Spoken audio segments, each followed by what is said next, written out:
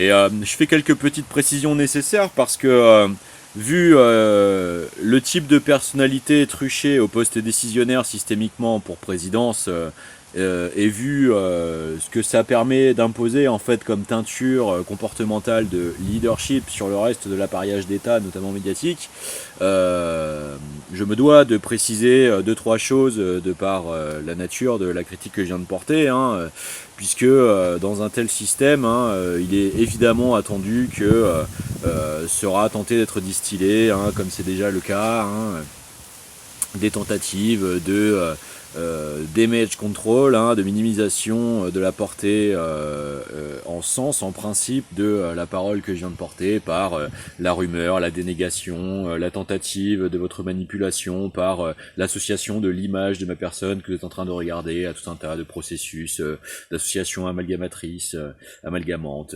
abêtissante, stupide, vous éloignant toujours plus en fait d'une cohérence d'ensemble des compétences, des perceptions et du fait de leur établir consensus de sens. Donc c'est pour ça que je me permets de préciser un petit peu là la position de laquelle je m'exprime. Déjà, je mets quiconque au défi à la date, à l'heure où je vous parle, c'est-à-dire le 20 mai 2025 à 18h, de trouver dans mon sang quelques toxines, substances, principes actifs ou résidus sanguins d'un alcoolisme, d'une toxicomanie, d'une pratique d'état altéré de conscience, quel que soit, depuis au moins plusieurs années, déjà premièrement. Deuxièmement, je pense que c'est pas le cas des personnes visées par les critiques, telles que Monsieur Sarkozy, Monsieur Macron, et bien d'autres.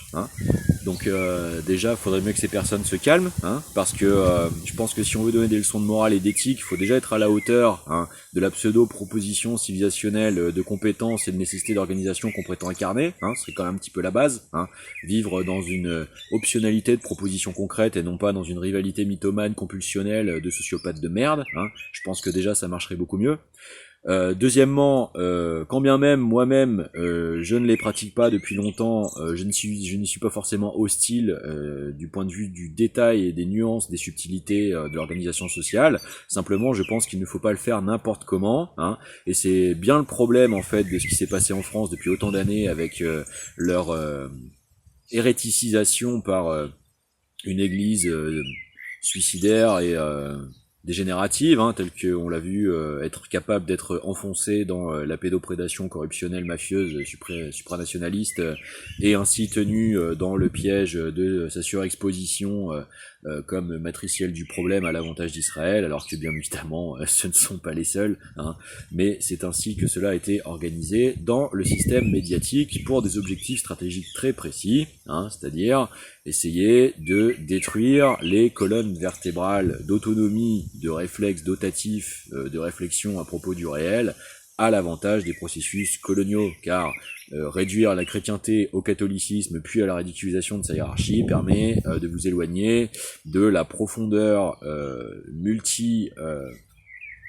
complexe des textes et des véhiculations des savoirs cryptés à l'intérieur qui demandent énormément de travail et de déploiement de connaissances pour pouvoir en reconstituer des lectures beaucoup plus éclairées que le simple dogme, dans votre rapport personnel à l'articulation de tels mystères, et c'est bien le problème, c'est clairement ce qui est tenté. C'est de détruire le consensus public, notamment le plus ouvert au déploiement collectif des facultés de maîtrise et de connaissance plus abouties de notre environnement. C'est tout le mystère de la religion chrétienne. C'est comment se fait-il que de tels niveaux de savoir auraient pu être écrits si tôt, etc., etc. Donc la question de la transtemporalité. Et ceci est au profit d'Israël. Moi je l'atteste parce que dans ma situation personnelle, nos propres recherches sur les architectures permettant physiquement de constater en dehors de tout dogme la réalité des phénomènes, parce qu'elle a été réussie, a tout de suite été tentée d'être réavalée par la tentative de survention brutale dans l'actualité contemporaine de la crise dans le Haut-Karabakh en Arménie et du déclenchement des false flags du 7-10 justifiant le jusqu'au-boutisme netanyahuen. Et donc à ce titre, on va continuer de parler de la situation israélienne aussi, parce que je viens de regarder par exemple l'entretien de Dieudonné et du général de la Ward. Honnêtement, j'en ai marre d'un certain niveau de bêtises et de bouffonnerie géostratégique aussi. Je défends la personnalité du Dieudonné par sa trajectoire vis-à-vis notamment du niveau de maltraitance systémique qu'il a eu à essuyer. Maintenant, je pense que il a quand même des positions, des manières de réagir, notamment dans cet entretien qui me semble assez limité, hein, comme par exemple toujours faire le pont intériorisant de la dysfonction systémique de la corruption de l'armée pour finir par parler de on, nous, la France. Mais non, non, pas non ou la France. Hein. La pseudo-France, hein, des truchés au poste décisionnaire, préalablement dans leurs limites et prospectives et interprétationnelles, conduisant à ce désastre. Arrêtez de d'étendre par nécessité en fait discursive le fonctionnement de la production d'un tel bilan avec le peuple censé dans votre façon d'en présenter les éléments être la cause. Non, absolument pas. Non, non et non. Et il y a justement pas d'analyse permettant de le prouver, bien au contraire. Hein. Je pourrais reproposer à Dieudonné de relire les travaux de Pierre Lance, et il se rendrait compte que les Français ont eu un génie technique, une passion du vivant, une volonté historique de vouloir progresser justement vis-à-vis des épicycles de violence, autrement plus conséquente, manifeste et constante que la tentative de réécriture orientée pseudo-historique qui en est faite, justement. Faut arrêter un moment d'intérioriser le misérabilisme dont on a besoin pour exister opportunistement, et non pas en fondamentaux éthiques et historiques profonds de compréhension des dynamiques et des enjeux, des bouleversements des contextes. Je ne pense pas automatiquement que les pays du Sud global seront beaucoup plus à l'abri des déprédations systémiques suprémacisées en étant dans la main des anciens impérialismes. Je ne pense pas que être automatiquement dans la zone d'influence des BRICS protège de principe de l'ingérence impérialiste. Non, je ne pense pas, non. Je suis d'accord pour dire que la complexité de la multipolarisation du monde est une bonne chose du point de vue de la complexité d'options disponibles et donc de la stimulation et de l'espérance d'interneutralisation des velléités de violence suprémacisée puisse jouer son rôle. Je suis tout à fait d'accord avec cela. Maintenant, se positionner automatiquement dans des stratégies de communication qui ne sont que de la tentative de misérabilisme et d'approximation de processus d'acculturation en fait de ce qui est réellement l'histoire des Français. Non, c'est participer à son propre effondrement. C'est stupide en fait. Voilà ce que j'en pense. Je dirais la même chose de Someboy, quand il est interviewé. C'est pas du tout une question de racisme, c'est une question de précision en fait expressionnelle, communicationnelle et donc de représentation d'une qualité d'analyse ou non. Quand il est invité chez Meurice pour dire en France l'esclavagisme n'a pas été aboli par humanisme, etc. Bah si en fait. Bah si, parce que en fait la Révolution française et la Commune et l'histoire en fait de la proclamation des droits humains par la genèse et la génération de la Déclaration universelle des droits de l'homme et du citoyen, en fait, c'est ce qui a inspiré l'intégralité des mouvements populaires, tous les 2 siècles qui ont suivi, la Révolution mexicaine, la Révolution soviétique, etc., etc. Partout en fait sont des enfants de la survention du miracle de la suite du siècle des Lumières. Donc si, en fait, la galvanisation des motivations, des rapports de force contre le contre-révolutionnarisme néo-impérial napoléonien est un enfant de l'humanisme, bien sûr que si. Ce que tu as voulu dire, en fait, c'est que le rapport de force n'a pas été arrêté par l'autorité de l'État. Oui, tout à fait. Maintenant, de là à dire que l'esclavagisme n'a pas été aboli par l'humanisme, bah si en fait, parce que sinon qui? Tu m'expliques? L'esclavagisme ou son exploitationnalité actuellement en Afrique au profit des multinationales supranationalistes a été abolie par les peuples africains? Bah il me semble pas, non? Donc faut arrêter de raconter n'importe quoi à propos des Français, peut-être aussi et surtout en français en fait. Parce qu'à un moment, c'est pas faire de l'histoire que d'en faire des analyses incomplètes, absurdes, incohérentes, hein, contre-productives historiques, et d'offrir en fait sa propre culture à des leviers de vulnérabilité face à des impérialismes qu'on n'a pas fait le quart. Hein. Excuse-moi, mais la Russie a mené quelle campagne de libération de quel pays en fait? Et avec quel succès? Bon, à un moment, faut peut-être arrêter de raconter n'importe quoi aussi. Hein, bon. La France, en revanche, a essayé d'ériger le droit international avec la charte de l'ONU, hein, et a essayé de produire les tribunaux, hein, de statification en fait de l'histoire des violences. Hein, certainement pas les puissances des BRICS qui en ont fait autant, hein, à part l'Afrique du Sud. Et l'Afrique du Sud l'a fait en revendication du positivisme constructiviste de l'invention du droit international. Donc à un moment, il faut arrêter de raconter n'importe quoi parce que on croit qu'on fait de l'histoire alors qu'on fait de l'opportunisme à courte vue en fait. Hein, je veux pas être méchant, mais il y a un moment, il faut arrêter d'être con aussi. Hein, c'est le capitalisme qui pourrit parce que le capitalisme, c'est la décomplexion de la corruption. Hein. La corruption, c'est l'interceptionnalisme par l'opportunisme argentier, hein, des processus d'incapacitation du commun. D'accord ? C'est l'individuation qui est le premier moteur de la manipulation capitaliste. D'accord ? Donc à un moment, hein, faut peut-être contextualiser en fait l'opportunité de tenir un propos si on le prétend analytique. Hein ?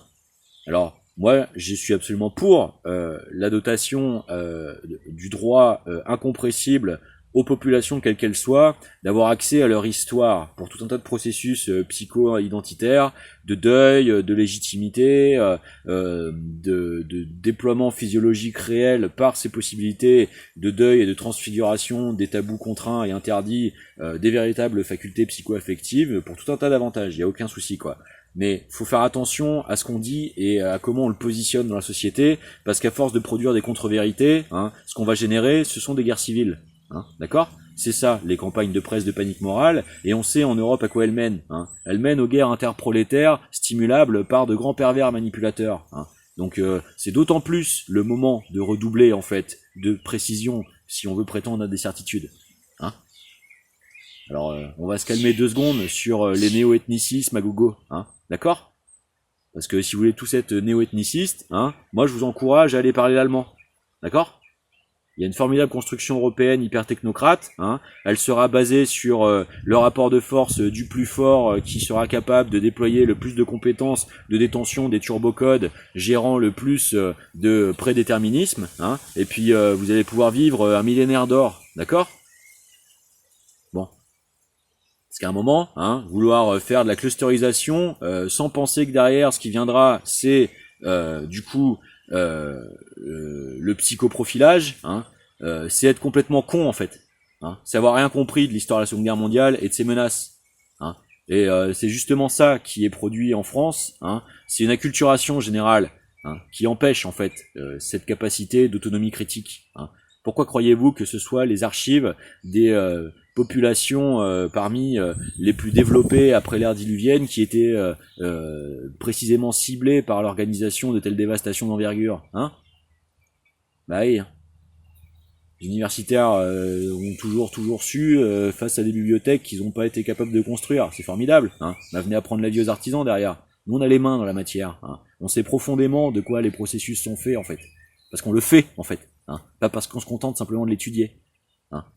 Et moi en plus je l'étudie derrière, donc si vous voulez, hein, y a quand même des niveaux de recul qui sont à discuter. Hein. D'accord ? Bon.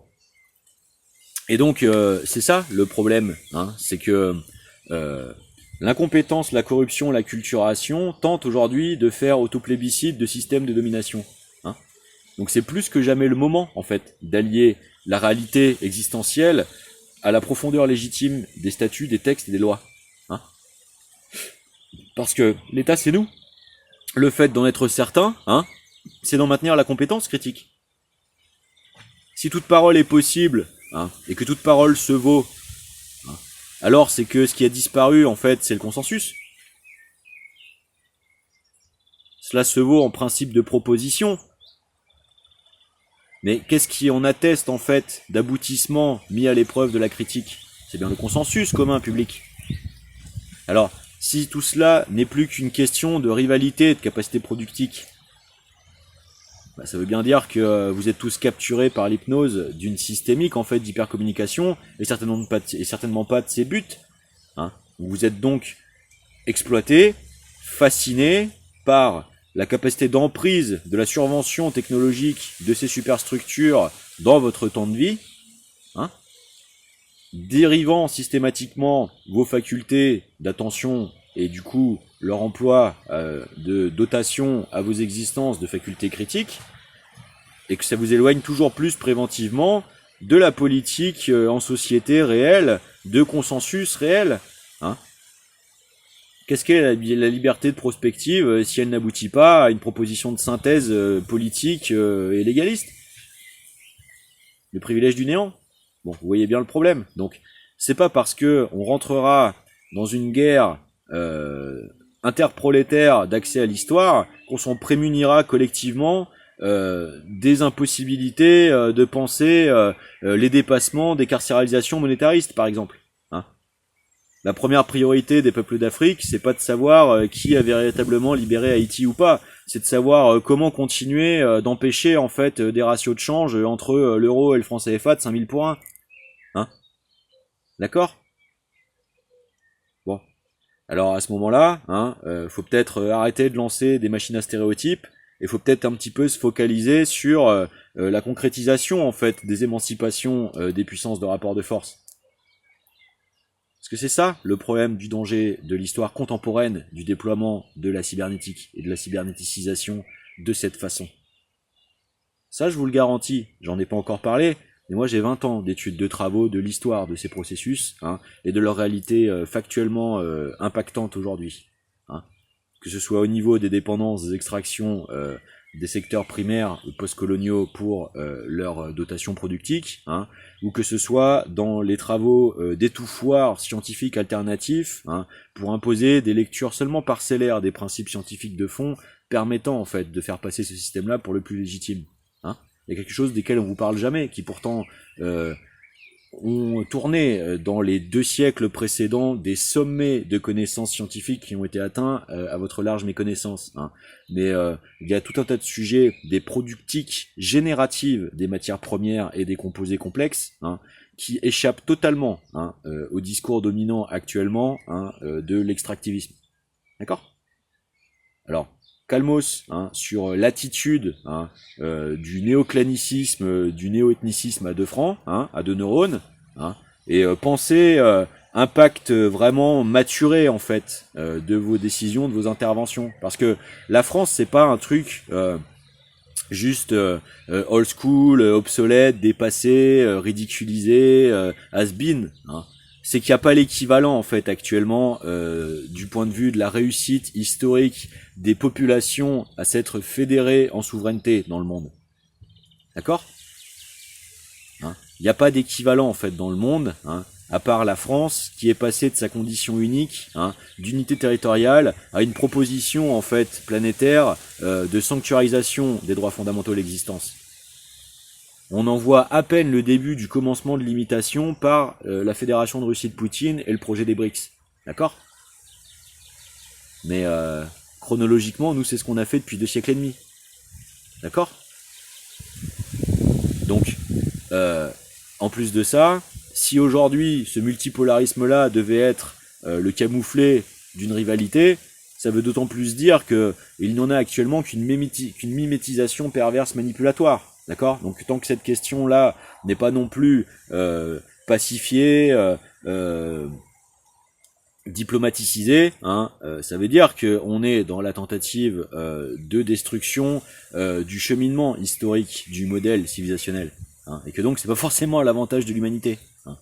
C'est à ces niveaux-là quand même un petit peu qu'il faut permettre à la société d'hypercommunication d'avoir une véritable valeur. Hein. Parce que si c'est pour supplanter en fait les niveaux hein, d'aboutissement des cheminements précédents, dans ce cas-là, c'est pas du tout un avantage, c'est une tentative de supplantation de cela. Donc, faut réfléchir 2 secondes en fait, parce que je suis désolé, mais ce que vous parlez, c'est la francophonie. Hein.